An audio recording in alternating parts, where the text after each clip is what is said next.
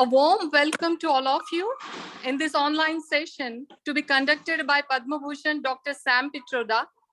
The topic of the session is Redesign the World, Role of Hyperconnectivity for Empowering Common Citizens of India. It is indeed a pleasure to introduce Padma Bhushan Dr. Sam Pitroda. Honorable Dr. Sam Pitroda is globally respected telecom inventor, entrepreneur, and policymaker. He is known as the architect of the Indian telecom revolution.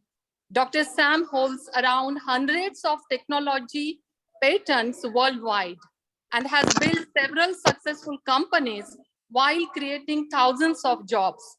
He served as the chairman of the National Knowledge Commission and formerly served as the advisor to the former Prime Minister of India, Shri Rajiv Gandhi, and Dr. Manmohan Singh on public information infrastructure and innovation. He is born and brought up in a family which followed Gandhian philosophy. He has served the nation without taking any kind of honorarium for almost 10 years.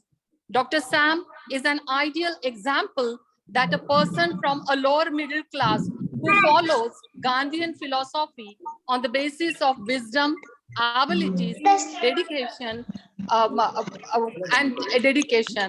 who can do wonders. Now let me introduce Shri Amol Kulkarni, who will give the welcome address.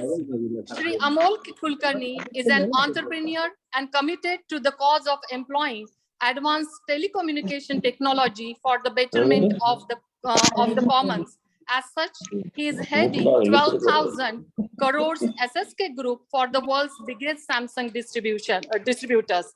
SSK Group sells mobiles not less than 1,000 crores per month so as to connect Indian individuals to the international communities. Mr. Kulkarni has initiated today's program and taken all efforts to make it successful. I request Sri Amol Kulkarni to give welcome address. Yeah.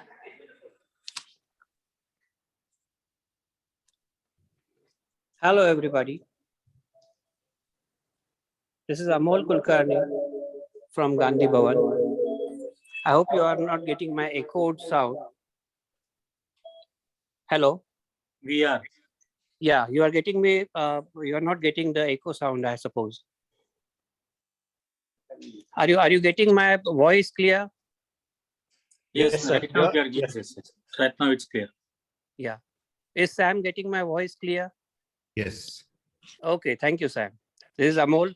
We had been connected through Clubhouse and etc. Thanks a lot for your very kind agreeing for the today's meeting. And I would request Niranjan and Rakesh to switch off all the other speakers except Gandhi Bhavan, Dr. Kumar Saptarshi, Sam, Niranjan, and maybe Urmila Saptarshi. Okay? Okay.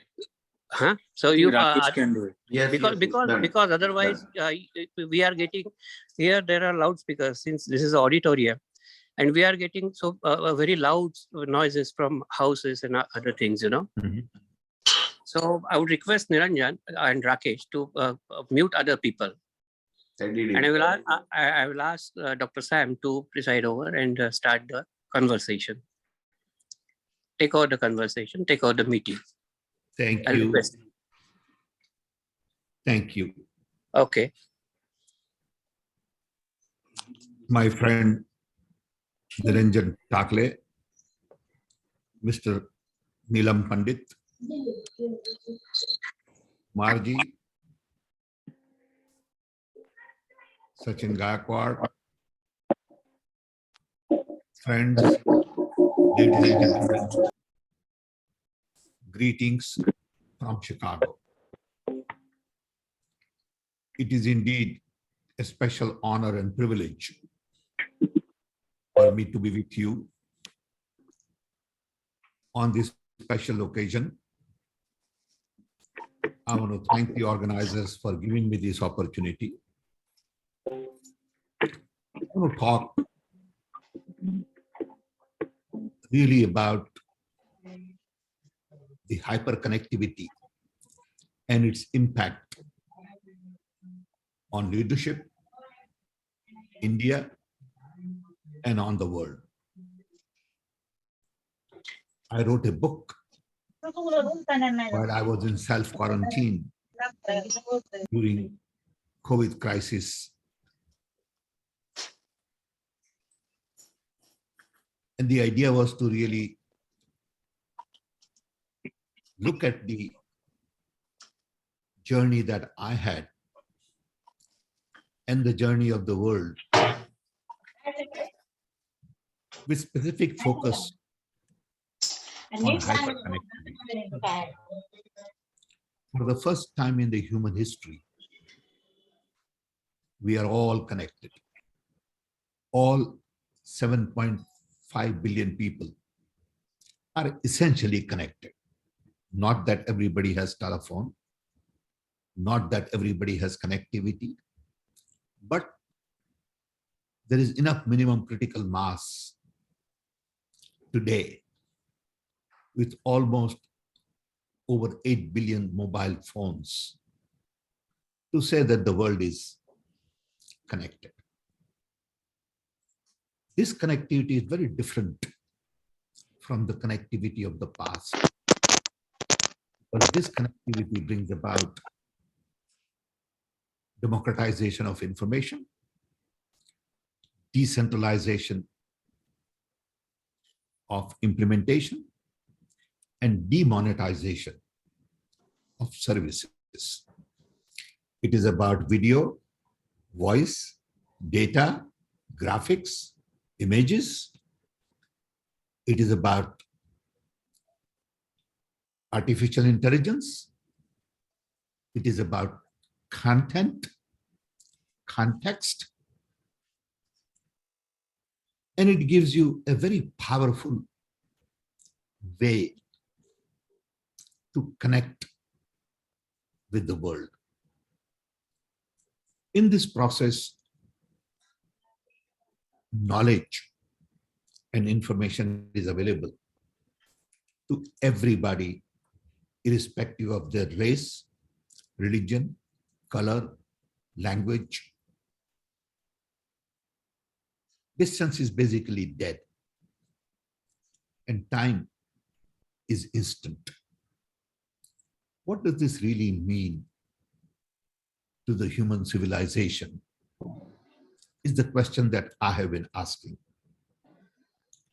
It is not about improving productivity, efficiency, reducing cost, creating new businesses.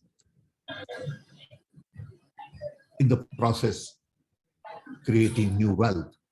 But it is all about how do we take humanity to the next level? Unfortunately, today we are stuck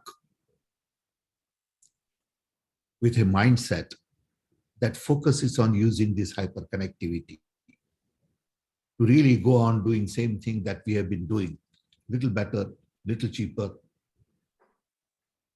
to optimize profits. I believe there is a whole new way of looking at hyperconnectivity to take humanity to next level. When I started asking this question, I realized that the world was last designed just about the time I was born. I was born in 1942 in a small little tribal village in Orissa in India. Then it was British Raj, and India had very little global voice. At that point in time, world was just going to come out of the World War II, and few experts led by US decided to design the world then. That design really focused on United Nations, creating UN, World Bank, IMF, NATO, WTO, WHO, and a whole new way of coming together was put on the table. World was in ruin, so everyone agreed to this idea. That design was fundamentally created by a handful of countries with US leadership, because then China did not matter. India was still a colony, had no voice. Africa was essentially ignored. That design was because the world was in ruin, and we needed a rule-based system to put things together. We needed a rule-based system to bring economy back, rebuild Europe, rebuild Japan. And people agreed to follow that design. UN was set up in New York. World Bank and IMF were set up, where US always would lead World Bank, and IMF leader would be always from Europe. This design served us well for a long time. It gave birth to sort of the idea of consumption in the minds of the people to rebuild Europe and Japan. It maintained peace, lifted millions out of poverty, improved infant mortality, improved longevity. But at the same time, this design has created huge, huge challenges. It has created environmental blunders, not addressed poverty, inequality, hunger, violence. And I feel it is about time to rethink about the world design. The US model was based on democracy, human rights, capitalism, consumption, and military. Then world was bipolar. You had United States on one side, and you had Soviet Union on the other side with exactly opposite view about everything except military.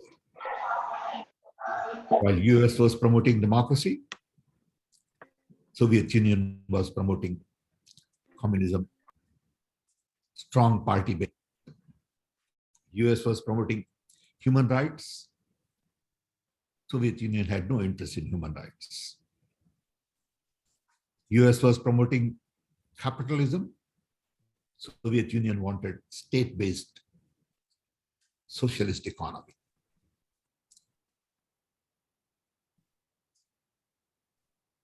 Consumption was the mantra for growth in US and their allies, while Soviet Union talked about allocating resources for consumption. But both wanted to build a huge military power.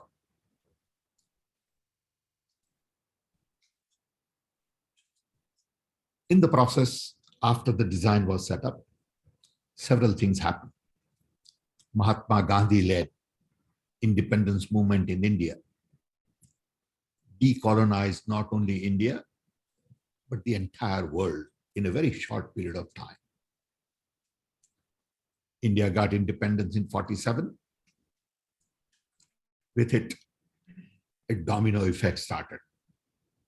And the whole world, in a short span of 25 years, became free.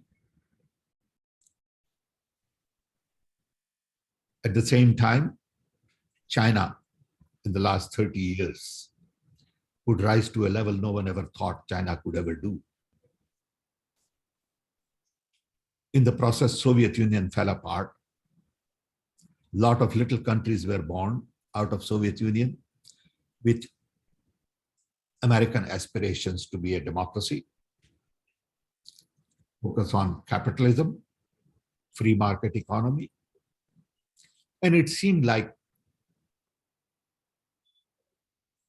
communism was basically dead everywhere except in China and a handful of other countries. In the process, technology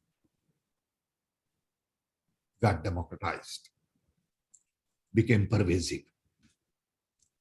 I remember when I came to America in 1964, about 57 years ago, I had never used a telephone in my life. I had never seen a television. I had never opened a refrigerator. Today, everyone has access to some kind of technology.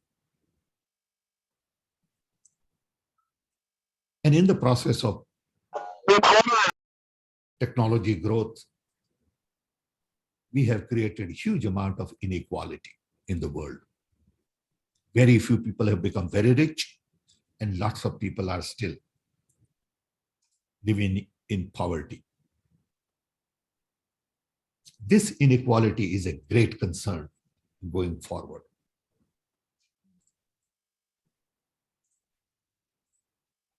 At the same time, while Soviet Union was falling apart, we created a world where there was only one superpower called America. And in response to that, there was 9/11 attack, which really imposed America. And America started looking inward. 9/11 was a big blow to American mindset, American power, American strength, American economy. And that changed thinking in America completely. These were the major events in the last 20 years that I believe were responsible for new thinking, new design. And then finally, COVID-19. COVID-19 tells us that some little virus in middle of nowhere can put entire world on halt. No one in their wildest dream could ever think that a small virus will paralyze our world for 2-3 years. Not only this virus has killed millions, but it has basically brought economy all over the world to knees. We are still not sure whether we have recovered from COVID-19 or not. But the message is very clear that we are all interconnected, interwoven, interdependent, interrelated. There is no way you can isolate yourself saying, I'm Indian, I'm Hindu, I'm Muslim, I'm Marathi, I'm Gujarati, and nothing will happen to me because I'm isolated. The message here is, first, you are human. And we are all being attacked by COVID-19. Second is that it is important to worry about our planet. So if you look at it in a Gandhian way, all of these things that happened in the last 75 years, I come to the conclusion that I wish the last design would have focused on Gandhian ideas and Gandhian values, as opposed to American ideas and American values. But then we were still under British Raj. Gandhian ideas were not very well understood. It was seen more for freedom struggle and not for humanity. So Gandhiji very clearly said, and COVID-19 has reinforced that, that ultimately only two things matter in life. One, planet, and two, people. People need planet. Planet does not need people. Planet imply our environment, our forest, air, water, ocean, marine life, animals, insect, microbes. All of these things are very critical for us to survive, flourish, live together in harmony. If we don't take care of planet,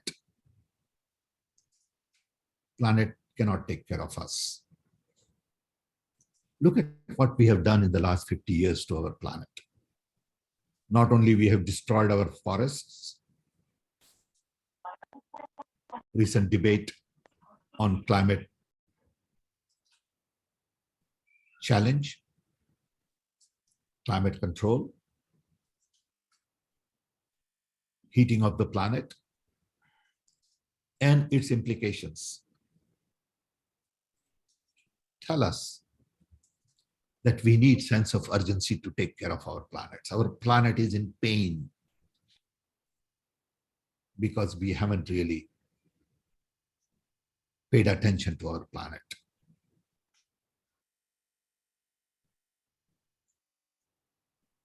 For growth, we have really overused planet, created lots of garbage. We know about the mountain of plastic in the middle of the ocean, as big as state of Alaska, and its impact on marine life. All of these issues demand that we take care of our planet first. And second, people.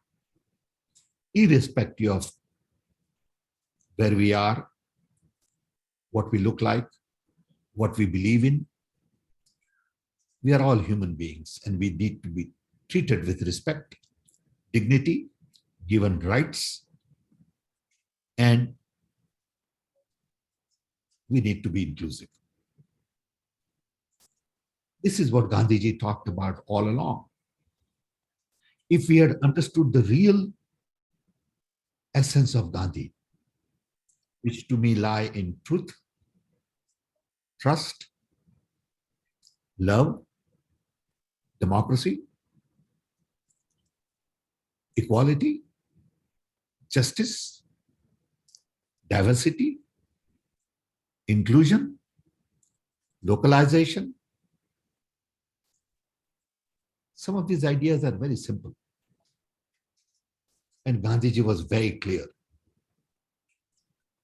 on all of these things.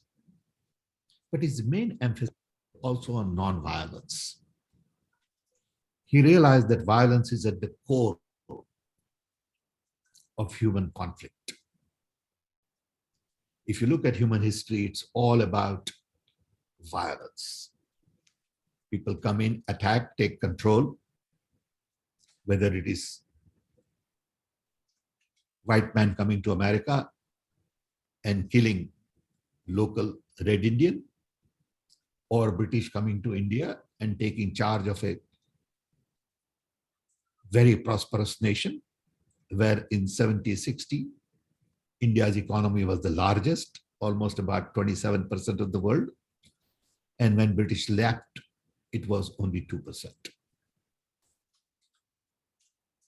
So everywhere, violence has played an important role. In many ways, today's conflict in India is also about an ideology. What do you believe in? Do you believe in truth? Do you believe in trust? Do you believe in non-violence?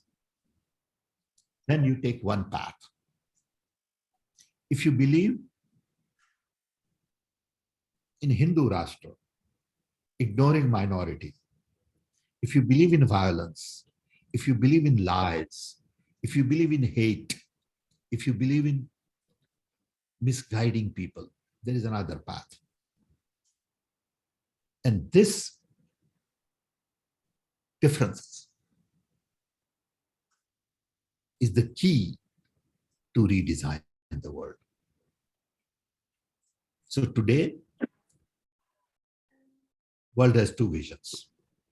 One is based on American idea of the past to take that design forward, democracy, human rights, capitalism, consumption, and military. And then you have another vision by Chinese, which is about Belt and Road Initiative, powerful central government with limited human rights, but focus on economy, consumption, capitalism, all of that. And I believe hyperconnectivity offers a completely different alternative. But hyperconnectivity requires different kind of leadership. Hyperconnectivity requires leaders who focus on openness, accessibility, connectivity, networking, democratization, decentralization. Today, world is going exactly in opposite direction. Even in democracies, you don't have decentralization. Even in democracies, you have authoritarian mindset. Even in democracy, people don't feel they are free to speak up. People don't feel that they'll get justice. Institutions are captured. And fear is created in the minds of people. People are being divided based on caste, religion, race, whatever, language. As opposed to uniting people, we are dividing societies.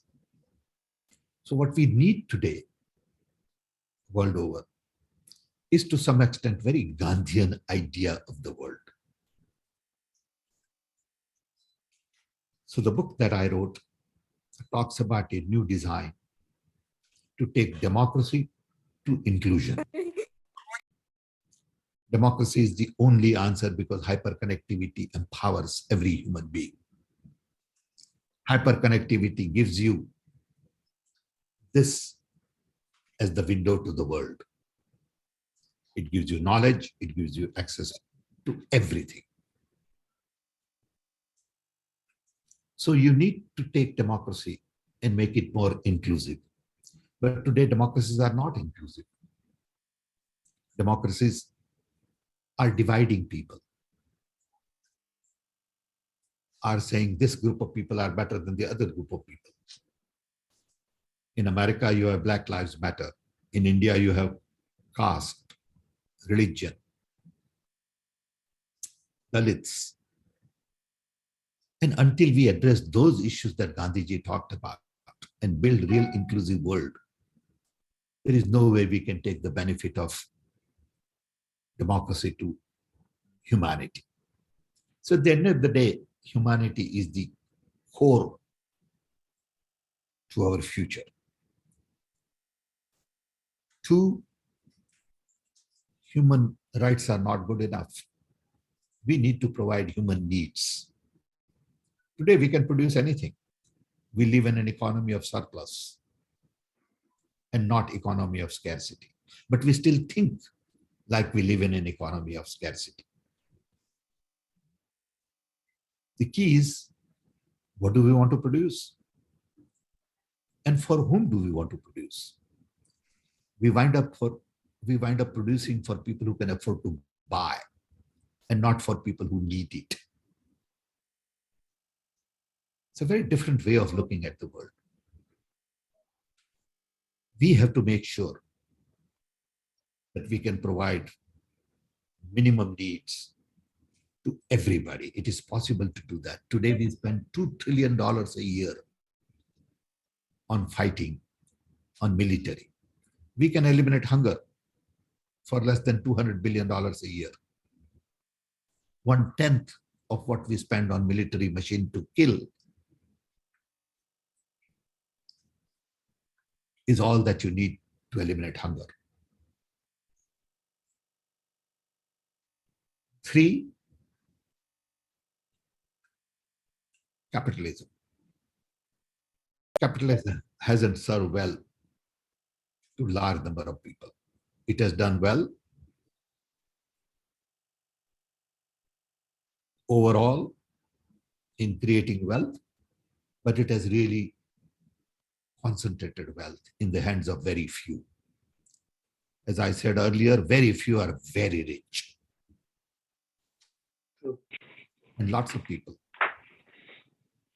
don't have anything. You can see that in Mumbai, you can see that in Calcutta, you can see that in Sao Paulo, you can see that in Nigeria, Lagos, you can see that in every part of the world. That inequality is a great concern. And we need new capitalism. Capitalism that is not from top down, but from bottom up. Capitalism that focuses on small enterprise and not big enterprise. Capitalism that promotes localization along with globalization. Capitalism that focuses on optimizing not profit, but human capacity, environmental values. And there's a whole host of things that we need to do to really reinvent capitalism. 4th, focus on consumption is not the answer. We need to focus on conservation. We need to focus on sustainability. Because blind consumption has created a system where we produce only for people who can afford to buy. And we really create the economy which is unequal and do not do justice to large number of people. And finally, it is about time to recognize that we need to focus on non-violence. There is violence at home, there is violence on the street, there is violence in the communities, there is violence in the nation, and nations take great pride in identifying enemy at the border. There's no need for enemy at the border. That mindset has to go. Today's system is such that in democracy, we create this fear that there is enemy at the border. We lie about our enemies. And we build a mindset for fear, insecurity, to go spend billions and billions unnecessarily on military machine. During COVID crisis, not a single world leader came forward and said, I will take 10% of my military budget to improve my health infrastructure for the next 5 years. Not a single. We spend more money on killing people than on saving people. And COVID crisis has exposed that our health infrastructure is broken all over the world. So we need a new paradigm. We need a paradigm that takes us from democracy to inclusion. Basic needs should be focused as opposed to human rights. Human needs are important. We need new capitalism. We need conservation and sustainability, and we need non-violence. This is the new design. What does it mean to have new design? We need new institutions. In last 70 years, we have not created one new global institution. One of the type of UN, World Bank, IMF. We need institution of non-violence. Global institution. We need a global institution on inclusion. We need a global institution on new economy. We need global institution on sustainability, on conservation. We need to change the organizational architecture of the world. We don't need Ministry of Shipping or Steel. We need Ministry of Inclusion. We need Ministry of Non-Violence. When do we change this? Because this design that we have today is obsolete. Design at the world level is obsolete. Design of the government, the way we break it into vertical silos is obsolete, because hyperconnectivity requires networking, flat organizations, not vertical silos. What does education mean today? It's very different. So we need to innovate. We need to think very differently. If I was to build a university today, it won't look like any of the existing universities, because hyperconnectivity is changing everything. It is changing our education, our health system, our governance, our family structure, our social network. And nothing that I know of that is not affected by hyperconnectivity. Banking system is obsolete. The idea of money, everything needs rethinking. But no one is prepared to do that. Everyone wants to go back to what it was. And I thought it is about time to really begin new conversation on redesigning the world. Unfortunately, we are all locked up in petty debate about personalities, about individual attacks, about fabricated events. Our conversation today is more focused on lies, misinformation, hate. And if we want humanity to go to the next level, we really need to focus on redesigning the world with hyperconnectivity at the core of the redesign. What does it mean to be a citizen of a country today in a digital world? I'm a digital citizen. What are my rights and obligations? Not defined anywhere. I have human rights, but I don't have digital rights.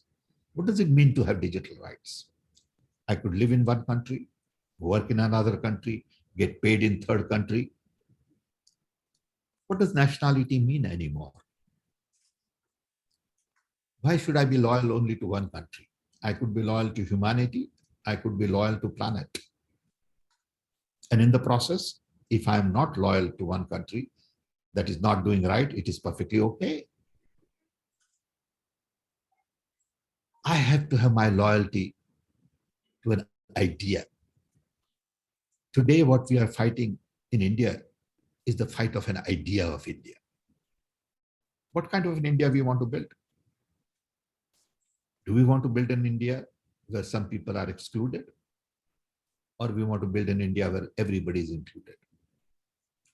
Do you want to build an India where few people are very rich and lots of people are very poor? Do you want to build an India where environment is a great priority? Or you want to build an India where there is false debate on enemy at the border, create fear and frustration in the minds of people? I think this is the conversation that we need. And I believe this is a great opportunity to redesign the world today. Not that I have all the answers, not that I'm capable of thinking through all this. I'm just one individual. But I want to start a new conversation. Many people can join in this conversation. Maybe after 2-3 years, we'll have a better idea of the redesign. But it is not going to come from the top, because all those who are in position of power are milking the system. They have no need to change. Why should they change? They are already milking it. And those who have need to change have no voice in the system. So we need to create deep conversation at the bottom of the economic pyramid, at every place possible, especially with the younger people, and create change agents to demand change. Look at what went on at the debate on climate control. Nothing came out, according to me. It was a total disaster. Why? Because everybody there went with their agenda, not with global agenda. Whenever all global leaders meet, they meet as marketing agent of their country. They go there to sell something on behalf of rich. They don't go there to look at humanity, planet, or the world. It is unfortunate that most of the global leaders are petty fellows. Petty agenda to remain in power. They lie, they cheat, they manipulate. They say one thing and do exactly opposite. They don't mean what they say and they don't say what they mean. We don't have the kind of leader this world needs today to redesign the world. It is unfortunate that in a short period of time, we have created this mess. Fortunately, technology offers unique opportunity, not only hyperconnectivity, but solutions in energy, biotech, nanotech, materials. Tell us that we have new tools where longevity is going to improve substantially. People will live to be 130, 140, 150, where we can clean the air, we can provide drinking water to everybody, but we need new thinking, new organizational architecture. The present organizational architecture, which UN and G7 and G20 and all these governments with vertical silos, Ministry of Defense, just doesn't work. Everywhere you look at Ministry of Health, it is really Ministry of Sickness. It is not Ministry of Health. We call it Ministry of Health. Education has become a business. Who decided it should take 4 years to get a degree? Why should I take 4 years to get a degree? Why should I get a degree? Because education is all about motivation, time, content. If I'm motivated to learn something, nobody can stop me. I don't need degree. Why do somebody give me certificate when I exit university? Why don't I get a certificate when I enter a job?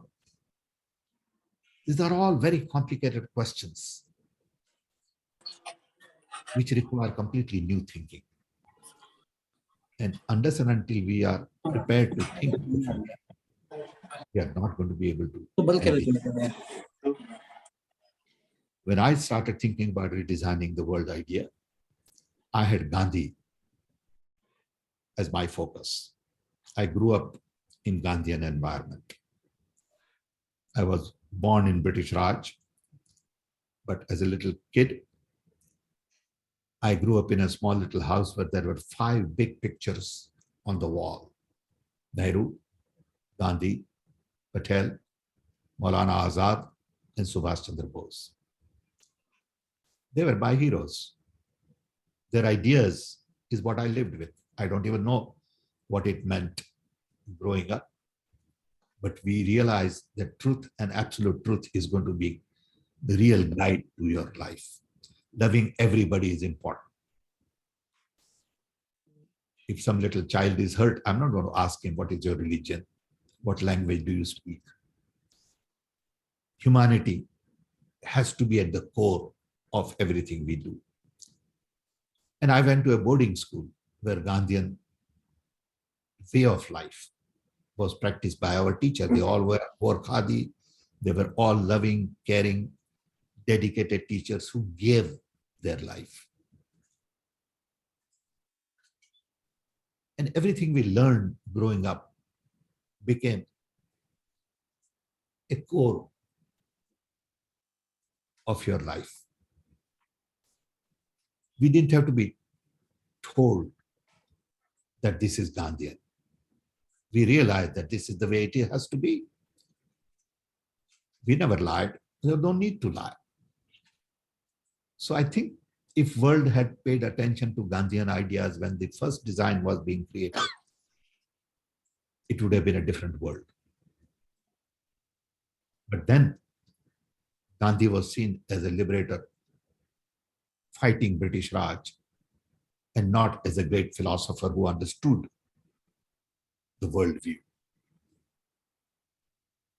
So finally, I would say that the book I wrote is all about Gandhian thought, is all about redesigning the world, is all about looking at technology very differently. And it's all about building on what we have accomplished so far and create an evolutionary path and not a revolutionary path. With this, I want to thank you all for listening to me. I want to really appreciate the opportunity you have given me. I know I've taken a little longer than I was planning to take, but it just happened that way. You know, I found in Niranjan's face, on Niranjan's face, little more curiosity. So I said, I must continue. Thank you, Niranjan. Really appreciate all of you coming together. In fact, sir, I thought Yes, that you should not stop. This conversation should continue. भारतामध्ये आधुनिक संशोधनाचे जनक कोण होते? Thanक you, but कोण बोलतोय I'm मध्ये? open now. I'm sorry. I should have taken half an hour, but I took Pitroda long. ऐकलं होतं का नाव? आपण सॅम फोन म्यूट पित्रोदा कर. Go ahead. याच्यामुळे रंजन. आज फोटो पाहायला Yes, भेटतो sir. भारतात. So आपण I actually wanted you to continue talking about this because this is extremely enlightening to think about the way about the world in a different manner, in a Gandhian manner now. Especially, I mean, the things that you suggested, for example, Ministry of Non-Violence. I mean, I felt that it's so important. I mean, It's so- Ministry of it's so Equality. simple. It is so Probably- simple. Yeah, that's true. But I want to ask you one question. Please. I mean, you said democratization of information will happen through this hyperconnectivity or decentralization of governance and power. What we are experiencing in India today is exactly the opposite. I mean, the information is getting centralized, information is not being shared. Today, the present government has, I mean, got a new recognition. Everybody calls India as a no data available government. I mean, India is an abbreviation of no data available. They don't have data about the farmers who died. They don't have data about anything, about the deaths during the pandemic or anything. I mean, any data, this government simply says they don't have, right from the degree certificate of the Prime Minister. Again, about the power, they are not letting the governance and the power get decentralized. They are directly in fact interfering in the federal structure.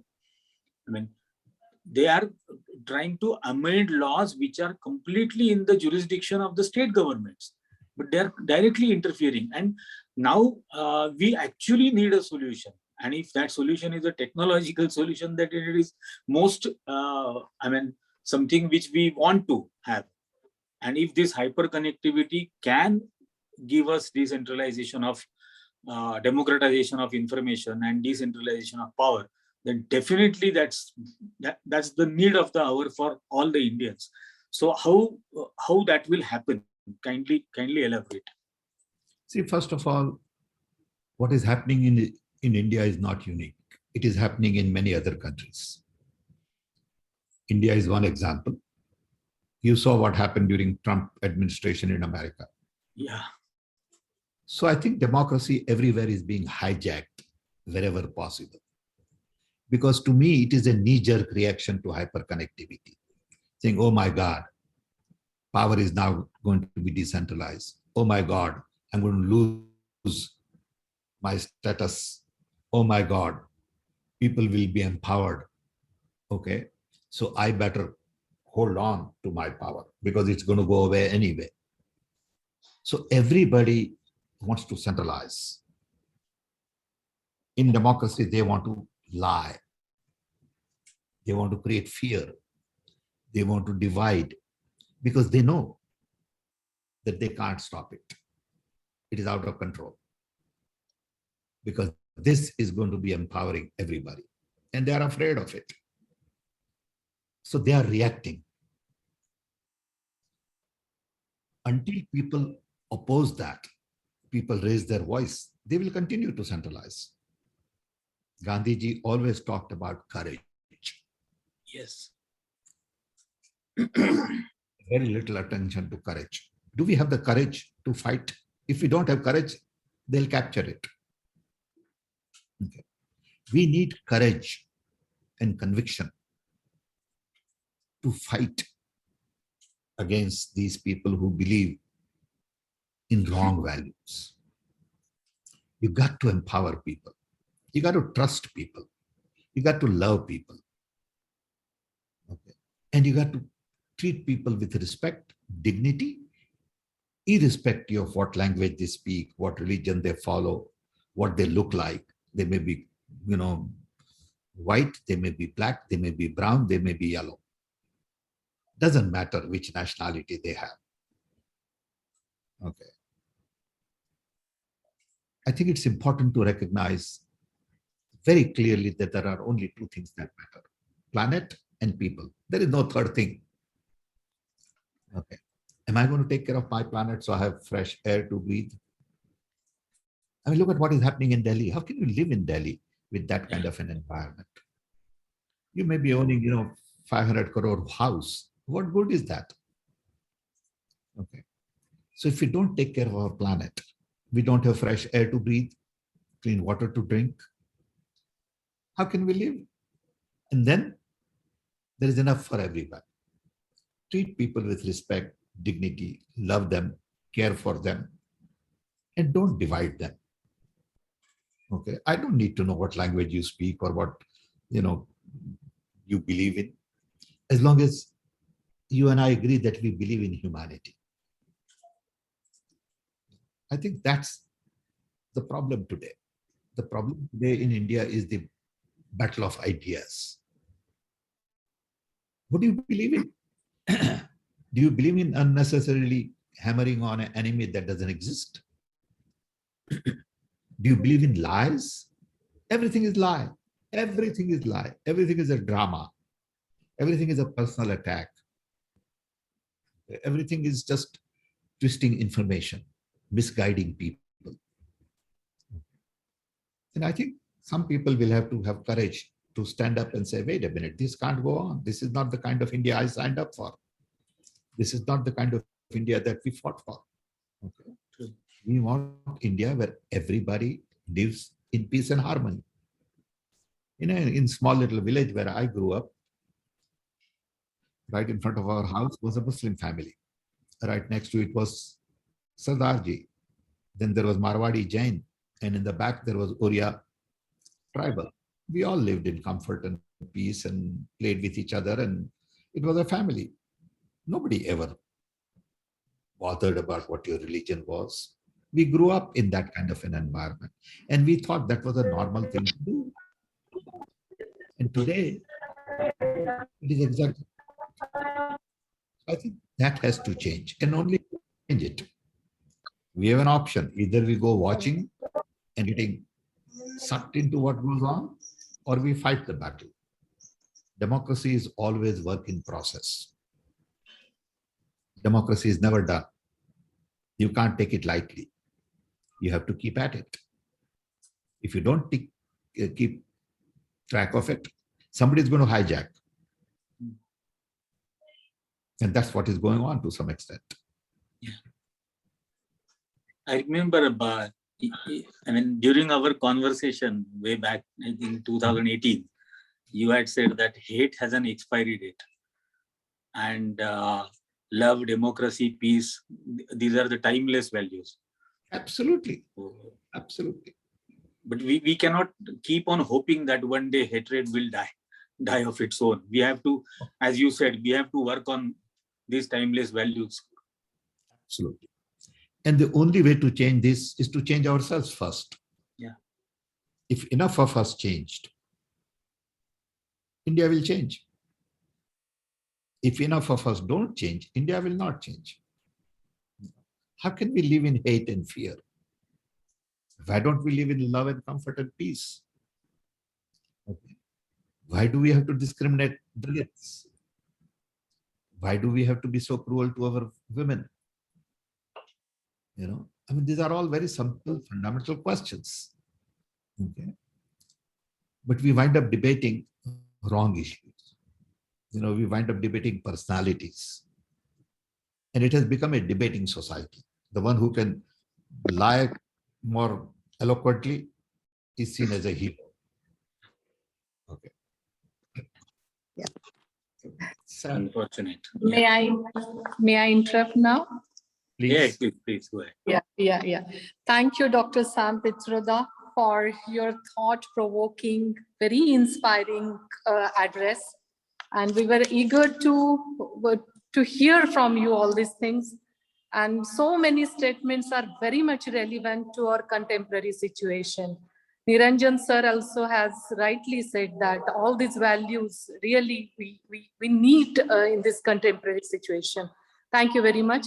Now I request Dr. Kumar Saptarshi for presidential address. But before that, let me take an opportunity to introduce Dr. Kumar Saptarshi. Dr. Kumar Saptarshi is the president I of... have one question, please. Yeah. Yeah, before it is concluded. No, we are not going to conclude. Actually, at the end, we are going to have question answer session. But Didi, you can go ahead. Okay. Please go ahead. Thank you. Thank you, Sam. I'm Urmila ji, how are Urmila you? here. I'm Urmila Yes. here. It was quite a wonderful experience. Namaste. Wonderful experience to listen to you about enlightened India. It was quite a world of make-believe where you took us to. But the problem again is what Niranjan said. How to achieve this? This is, the vehicle which you want to use is digital India, or say connectivity. And the future, how it is to be achieved is a problem. Number of things are to be sorted out. And that's a problem. If you have some ideas. Well, we all know the problems. Yeah. Problems are very well known in India. The question Everywhere. is, solutions are also pretty well known. The question is, what are we going to do about it? Yeah. Okay. If we don't have courage to do something about it, nothing will get done. You need to start new conversation. You need people like Niranjan Takles of the world. Means, yeah. Large number of people and begin Means to we convert have them. to organize different kinds Absolutely. of movements, And we have to having let people people know. together. Yes, that's what Gandhiji did. Yeah. Okay, that's what independence movement was all about. Nothing comes easy. Okay, so don't expect some magic wand. Yeah, that's true. It is not going to happen. Okay, so we have to fight the system. If you are not willing to fight, system will take over. Okay. So let's get on to the work and speak up and say what we stand for, what India stands for, and what kind of an India we want. Do we want this kind of an India? Fine, that's your option. Okay. Yeah. Thank you. Yeah, and as you rightly said, sir, Dr. Sam Pitroda, Dr. Kumar Saptarshi has also given some kind of solutions to the world. In one sense, we can say that he Please. follows non-violent and satyagrahi philosophy, and based on that, this philosophy, hundreds and lakhs of people's issues are solved. So such kind of people are very much needed in contemporary world. So I request now Dr. Kumar Saptarshi to give a presidential address, please. Thank you. Yeah, thank you, sir. Firstly, I would like to thank Dr. Sam. You gave us a good speech. I will just tell you, I am a believer in Satyagraha right from my young days, and our Yuva Kranti Dal organization is based on the Satyagrahi methodology. And I will tell you, we never had a unsuccess. We never had a failure. So Satyagraha is not only philosophy, it is also a science. It's a tool. It's a tool. It's a tool. And if you follow it, I was arrested for 62 times. My age is 81 now. And every time I got a success.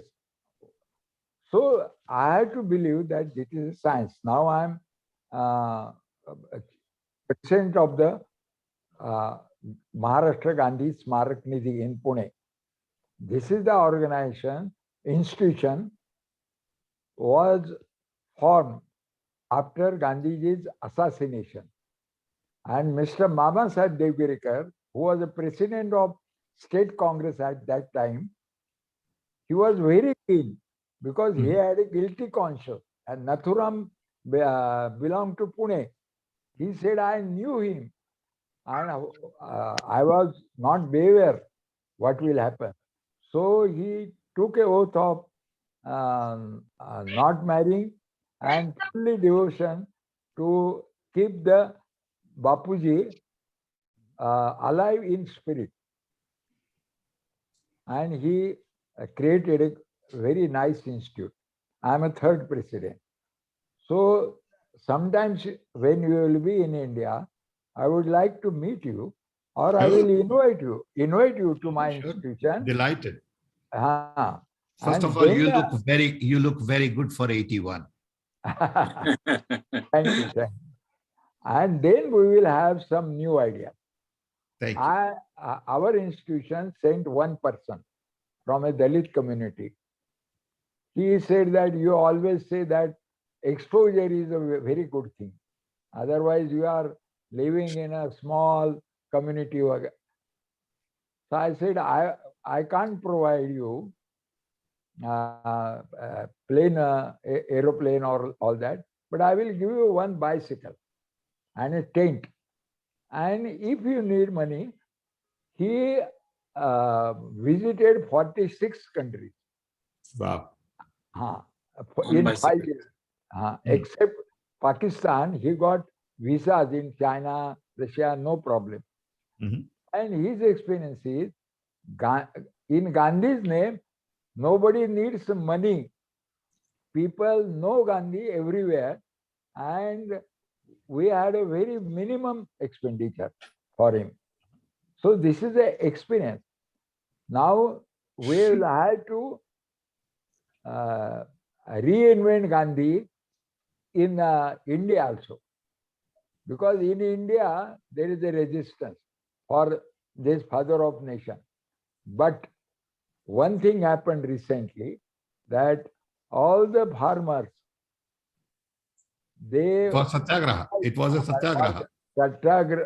And they gave a rebirth to Bapuji. And that's a very hopeful thing. And once any dictator goes down once, then people get a strength to fight with him. This is the condition at present. Agree. Again, I thank you. Thank you. Thank you very much. Thank you, sir. Thank you very much, Dr. Kumar Saptarshi. Dr. Kumar Saptarshi, under his guidance, as he well said, that all Ukrainites, members of Yuva Kranti Dal, they go on protest and use this tool of non-violence and satyagraha. Mr. Sandeep Barve, who is the secretary of Yuva Kranti Dal, also a secretary of Shanti Dal, issues of hundreds of people have been solved on the basis of this non-violent and satyagrahi tool. Mr. Sandeep Barve, he creates awareness about the Gandhian philosophy through his speeches at various places, and also he is a Samvidhan Pracharak. Now I request Mr. Sandeep Barve to give a vote of thanks.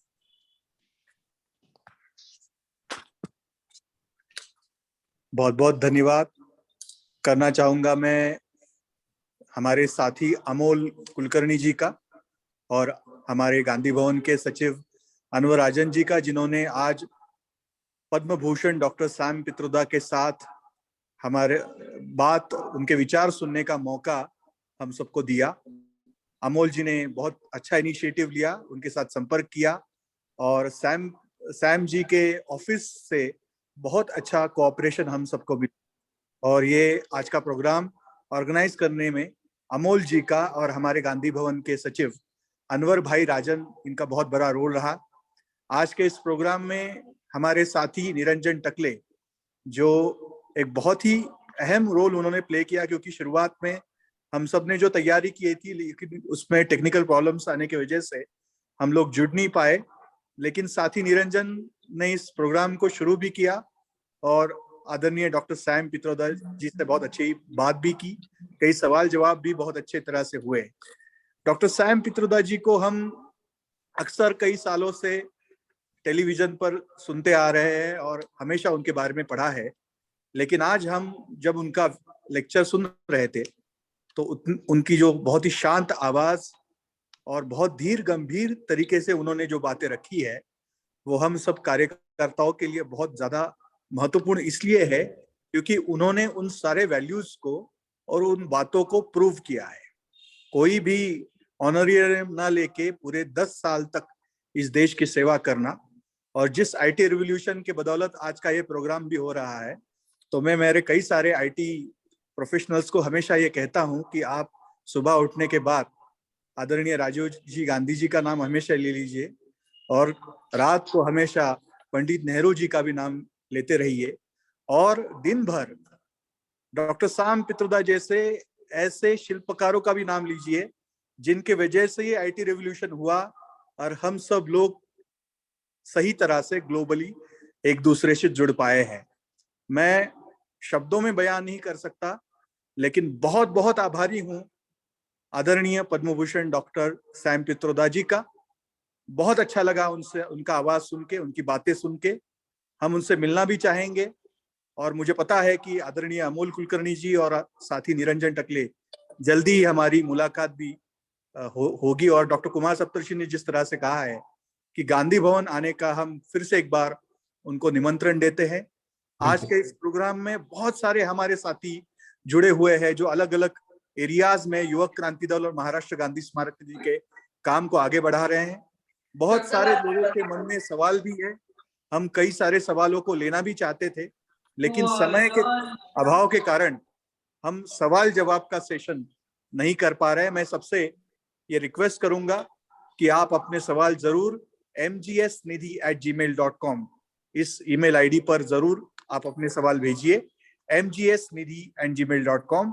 मैं बहुत बहुत आभार व्यक्त करूंगा सारे participants का, और फिर से एक बार मैं नीलम की तरफ आगे के सूत्र दूंगा। Yeah, thank you very much, all of you. And it was a session actually very insightful. And I formally announce that this session is over. Thank you. Thank you. Thanks. Thank you, everybody. Thank you, Niranjan. Thank you very much. Yeah, hope to see you soon. Thank you. Thank you. Forward. Button